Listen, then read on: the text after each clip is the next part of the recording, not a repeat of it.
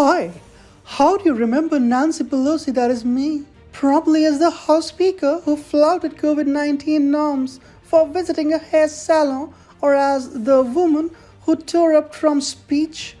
But my husband and I have got some news which will reveal how I have been making millions on the basis of my position as the House Speaker and my influence over big tech companies. Big tech companies are presently facing the prospect of reformative legislations which will cut through the monopolies in the tech sector.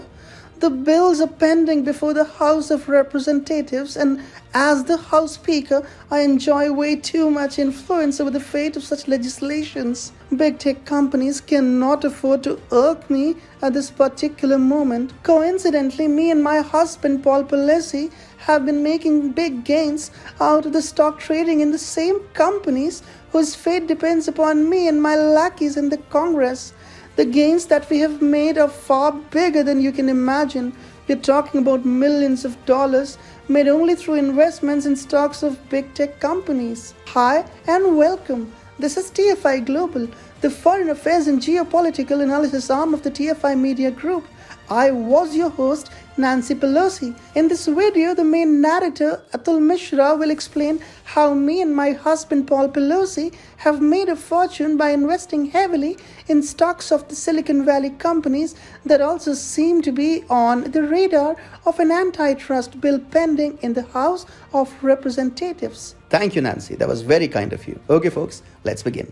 Nancy Pelosi is a controversial personality and often makes news for the wrong reasons. However, a latest report about Nancy Pelosi and her husband Paul Pelosi making millions out of stocks that the House Speaker regulates shows how Nancy Pelosi may be much more grotesque than a mere controversial politician. To start with, let us tell you that Nancy Pelosi is no ordinary Congress member. She is the sixth richest member in the federal US legislature, and quite interestingly, her personal wealth has shot up as she rose through party ranks and started enjoying greater political powers and influence. The California Democrat had a net worth of $41 million in 2004, which has now gone up to $115 million.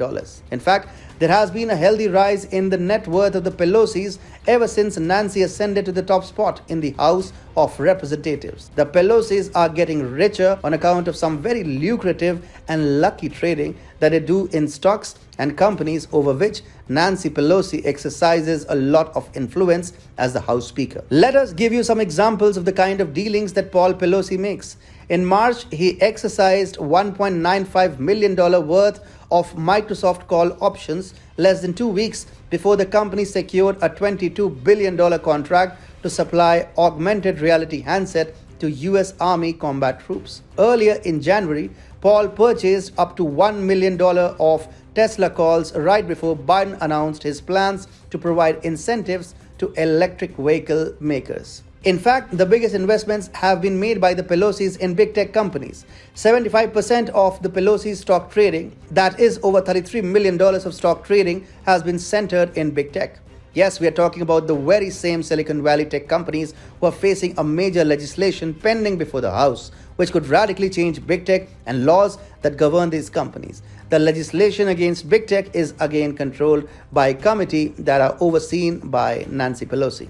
So you can understand the kind of conflict of interest we are talking about between Nancy's power to control big tech and her or her husband's trading portfolio. Take the case of Apple. Selling and buying shares in this company made up 17.7% of the Pelosi's overall trading volume. During the time period of investment in Apple, Nancy Pelosi had at least one private conversation with Apple CEO Tim Cook regarding the state of Apple and the effect of several tech reform legislations pending before the US Congress. According to New York Times, all big tech companies are looking to push back against the antitrust reform proposals around recently. They are using lobbyists and advocacy groups for the purpose. But Apple CEO Tim Cook went a step further and telephoned the House Speaker. NYT reported in the days after lawmakers introduced legislation that could break the dominance of tech companies, Apple's chief executive Tim Cook called Speaker Nancy Pelosi and other members of Congress to deliver a warning.